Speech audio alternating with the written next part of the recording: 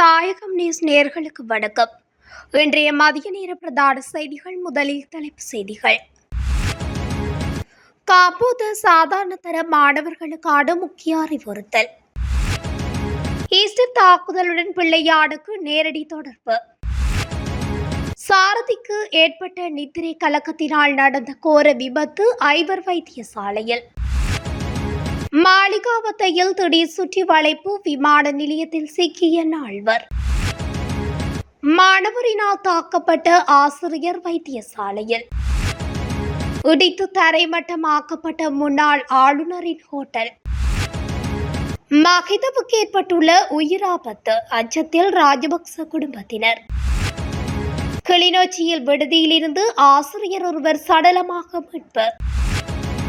எதிர்வரும் ஏப்ரல் 1 முதல் இலங்கையில் கட்டாயமாக்கப்படும் நடைமுறை. நாட்டின் அனைத்து மதுபான சாலைகளுக்கும் பூட்டு. தொடர்பான விரிவான செய்திகள்.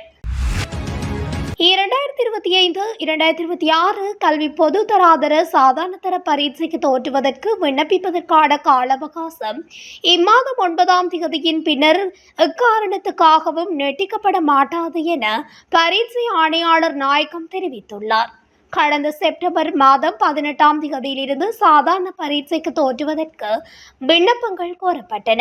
அதற்கான இறுதி திகதி இம்மாதம் 9 என அறிவிக்கப்பட்டுள்ளது. இந்த விண்ணப்ப முடிவு திகதி இனி நீடிக்கப்பட மாட்டாது என்பதால் இறுதி திகதிக்கு முன்னர் விண்ணப்பங்களை சமர்ப்பித்தல் கட்டாயமானது என பரீட்சை ஆணையாளர் தெரிவித்துள்ளார். அதேவேளை இது தொடர்பில் ஏதேனும் விசாரணைகள் இருந்தால் 0112784208 அல்லது 0112784537 அல்லது 0112788592 என்ற தொலைபேசி இலக்கங்களுக்கு அழைப்பதனூடாகவும் அல்லது 0112784422 என்ற தொலைநகல் இலக்கத்தினூடாகவும் மின்னஞ்சல் முகவரி ஊடாகவும் தொடர்பு கொண்டு பெற்றுக்கொள்ள முடியும்.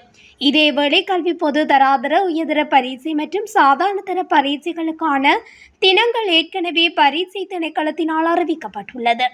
அதற்கமைய இவ்வாண்டுக்கான உயர்தர பரீட்சைகள் எதிர்வரும் நவம்பர் 10 முதல் டிசம்பர் 5 வரையும், சாதாரண தர பரீட்சைகள் 2026 பிப்ரவரி 17 முதல் 26 வரையும் நடைபெறும் என்றும் பரீட்சைகள் திணைக்களம் தெரிவித்துள்ளது. உயிர்த்த ஞாயிறு தின தாக்குதல் தொடர்பில் பிள்ளையான் எனப்படும் சிவனேசதுரை சந்திரகாந்தன் முன்கூட்டியே அறிந்திருந்தார். இதில் அவர் நேரடியாக ஈடுபட்ட தகவல்களும் உறுதிப்படுத்தப்பட்டுள்ளதாக பொதுமக்கள் பாதுகாப்பு அமைச்சர் ஆனந்த விஜயபால தெரிவித்துள்ளார். தேசிய மக்கள் சக்தியின் தேர்தல் விஞ்ஞாபனத்தில் கூறப்பட்டுள்ளபடி உயிர்த்த ஞாயிறு தின தாக்குதல் குறித்து முறையான விசாரணை இன்னமும் நடைபெற்று வருகின்றது. அத்துடன் விசாரணைகளில் சில முன்னேற்றங்கள் ஏற்பட்டுள்ளன. தாக்குதல் தொடர்பான ஆரம்ப விசாரணைகளின் குறைபாடுகள், அலட்சியம் குறித்தும் தற்போது முறையான விசாரணை நடைபெறுகின்றது. பிள்ளையான் எனப்படும் சிவனேசதுரை சந்திரகாந்தன் தாக்குதலில் நேரடியாக ஈடுபட்ட தகவல்களும் உறுதிப்படுத்தப்பட்டுள்ளதாகவும் அமைச்சர் ஆனந்த விஜயபால தெரிவித்துள்ளார். தனமல்வில வெள்ளவாய வீதியில் கிதுல் கோட்டை பகுதியில் இன்று காலை நடந்த விபத்தில் ஒருவர் உயிரிழந்ததுடன் மேலும் 5 பேர் காயமடைந்துள்ளதாகவும் தெரிவிக்கப்பட்டுள்ளது. தனமல்வில திசையிலிருந்து வெள்ளவாய திசை நோக்கி சென்ற வேனின் சாரதிக்கு நித்திரை கலக்கம் ஏற்பட்டதனால் வாகனம் வீதியை விட்டு விலகி மரத்தில் மோதியுள்ளது. விபத்தில் காயமடைந்த வேனின் சாரதி உட்பட 6 பேர் வைத்தியசாலையில் அனுமதிக்கப்பட்ட நிலையில் ஒருவர் உயிரிழந்தார். அவிசாவளை பகுதியில் உள்ள ஆடை தொழிற்சாலை ஒன்றில் பணிக்காக சென்று மீண்டும் புத்தளத்துக்கு திரும்பிக் கொண்டிருந்த போது விபத்திற்கு முகம் கொடுத்துள்ளது. வேனின் சாரதிக்கு 18 வயது என்பதுடன் இறந்தவர் தம்புளைச் சேர்ந்த 56 வயதானவர் என தெரிய வந்துள்ளது.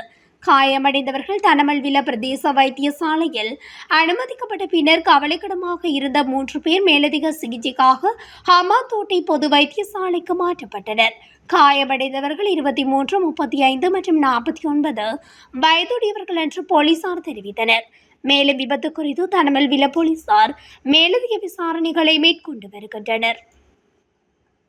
கட்டுநாய்க்கு விமான நிலையத்தின் வழியாக சுங்க வரி செலுத்தாமல் நாட்டிற்கு சட்டவிரோதமாக கொண்டுவரப்பட்ட பொருட்களுடன் 4 பேரை மாளிகாவத்தை போலீசார் கைது செய்துள்ளனர். இவ்வாறு கைது செய்யப்பட்ட சந்தேக நபர்களிடமிருந்து 1 கோடி ரூபாய்க்கும் அதிக பெறுமதியான கையடக்க தொலைபேசிகள், வாசனை திரவியங்கள் உள்ளிட்ட பொருட்கள் கைப்பற்றப்பட்டுள்ளன. இவ்வாறு கைது செய்யப்பட்ட சந்தேக நபர்களில் 2 பெண்களும் அடங்குவதாக போலீசார் தெரிவித்தனர். சந்தேக நபர்களிடமிருந்து 26 ஸ்மார்ட் போன்கள், 10 ஐபேட்கள், 10 டேப்கள், 3 மடிக்கணினிகள், பல்வேறு வகையான வாசனை திரவியங்கள் மற்றும் கிரீம்கள் ஆகியவை கைப்பற்றப்பட்டுள்ளன. மாளிகாவத்தை போலீஸ் நிலைய பொறுப்பதிகாரி பிரதான போலீஸ் பரிசோதகர் DPS கல்யாண துங்கவுக்கு கிடைத்த தகவலின்படி மாளிகாவத்தை ரம்யா பகுதியில் நடத்தப்பட்ட சோதனையின் போது ஒரு வீட்டிலிருந்து இந்த பொருட்கள் கண்டுபிடிக்கப்பட்டுள்ளன. கடந்த 30ஆம் தேதி துபாய்க்கு சென்ற சந்தேக நபர்கள் நேற்று நாடு திரும்பிய போது இந்த பொருட்களை சட்டவிரோதமாக நாட்டுக்கு கொண்டு வந்துள்ளதாக தெரிவிக்கப்படுகிறது. இவ்வாறு கைது செய்யப்பட்ட சந்தேக நபர்கள் மாளிகாவத்தை மற்றும் கொச்சிக்கடை பகுதிகளைச் சேர்ந்தவர்கள் என தெரிவிக்கப்படுகிறது. சம்பவம் தொடர்பில் மாளிகாவத்தை போலீசார் மேலதிக விசாரணைகளை மேற்கொண்டு வருகின்றனர். மணராகலியில் உள்ள ஒரு பாடசாலையின் ஆசிரியர் ஒருவர் மீது மாணவர் தாக்குதல் நடத்தியுள்ளதாக தெரிவிக்கப்படுகின்றது. குறித்த தாக்குதலுக்கு பின்னர் ஆசிரியர் சிறு காயங்களுக்குள்ளாகி மருத்துவமனையில் அனுமதிக்கப்பட்டுள்ளதாக தகவல்கள் வெளியாகியுள்ளன. இந்நிலையில் காயமடைந்த ஆசிரியர் தற்போது மணராகலை ஆதார மருத்துவமனையில் சிகிச்சை பெற்று வருவதாக கூறப்படுகின்றது. காப்போது சாதாரண தரத்தில் படிக்கும் மாணவர் ஒருவர் பாடசாலைக்கு கையடக்க தொலைபேசி கொண்டு வந்தமை குறித்து கேள்வி எழுப்பியதால் மாணவர் ஆசிரியரை தாக்கியதாக தெரிவிக்கப்படுகின்றது. வடமத்திய மாகாணத்தின் முன்னாள் ஆளுநர் மகிபால ஹேரத் மூலம் அனுராதபுரம் பெருமியங்குளம் வனப்பகுதியில் சட்டவிரோதமாக அமைக்கப்பட்டதாக கூறப்படும் ஹோட்டல் இடித்து தரைமட்டமாக்கப்பட்டுள்ளது. மகிபால ஹேரத் அதிகாரத்தை துஷ்பிரயோகப்படுத்தி தனது மனைவியின் பெயரில் பெருமியன்குளம் வனப்பகுதியில் அமைந்துள்ள ஹோட்டல் மற்றும் 60 பேச்சஸ் காணியில் அமைந்துள்ள கட்டிடம் என்பவற்றை ஒரு மாதத்துக்குள் அகற்றுமாறு அறிவிக்கப்பட்டது. அதன்படி குறித்த கட்டிடத்தை இடிக்குமாறு பிரதேச செயலாளர் கடந்த மாதம் 18ஆம் தேதி ஒரு கடிதத்தில் அவருக்கு தெரிவித்திருந்தார். இந்நிலையில் மகிபால ஹேரத் மூலம் குறித்த கட்டிடம் இடிக்கப்பட்டுள்ளது. அரசாங்கத்தின் கொள்கைக்கு அமைய அனுராதபுரம் மாவட்டத்தில் காணப்படும் வனப்பகுதியின் எல்லை நிர்ணயத்தை நீர்ப்பாசன திணைக்களம் அண்மையில் ஆரம்பித்திருந்தது. இதற்கமைய பெருமியன்குளம் வனப்பகுதியை எல்லை நிர்ணயம் செய்யும் சந்தர்ப்பத்தில் எந்தவொரு சட்ட ஆவணங்களுமின்றி அங்கு சட்டவிரோதமாக ஹோட்டல் அமைக்கப்பட்டிருந்தமை கண்டறியப்பட்டமை குறிப்பிடத்தக்கது. முன்னாள் ஜனாதிபதி மஹிந்த ராஜபக்சவின் பயன்பாட்டுக்காக வழங்கப்பட்ட 2 வாகனங்களில் ஒன்று இன்று அரசாங்கத்திடம் ஒப்படைக்கப்படவுள்ளமையினால் அவரின் உயிருக்கு ஆபத்து ஏற்பட்டுள்ளதாக தெரிவிக்கப்பட்டுள்ளது. முன்னாள் ஜனாதிபதிகளின் சிறப்பு சலுகைகள் நீக்கப்பட்டுள்ள நிலையில் மஹிந்த ராஜபக்ச கொழும்பில் உள்ள தனது உத்தியோகபூர்வ இல்லத்தில் இருந்து வெளியேறி தங்காலில் உள்ள கால்டன் இல்லத்தில் குடியேறியுள்ளார். இந்த சட்டத்துக்கு அமைய ஓய்வு பெற்ற ஜனாதிபதிகளுக்கு வழங்கப்பட்ட போக்குவரத்து வசதிகளும் திரும்ப பெறப்படும். அதற்கமைய முன்னாள் ஜனாதிபதி மஹிந்த ராஜபக்சவுக்கு வழங்கப்பட்ட வாகனங்களும் ஒப்படைக்கப்பட உள்ளன.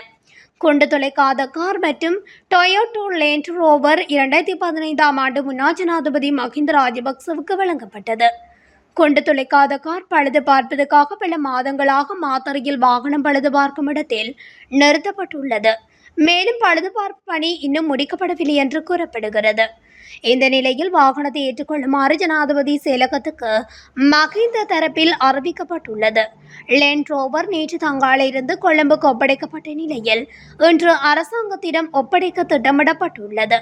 அதற்கமைய 2 வாகனங்களும் இல்லாத நிலையில் முன்னாள் ஜனாதிபதி மஹிந்த ராஜபக்சவின் பாதுகாப்பு அதிகாரிகள் பயணிக்க வாகனங்கள் இல்லை என தெரிவிக்கப்படுகிறது.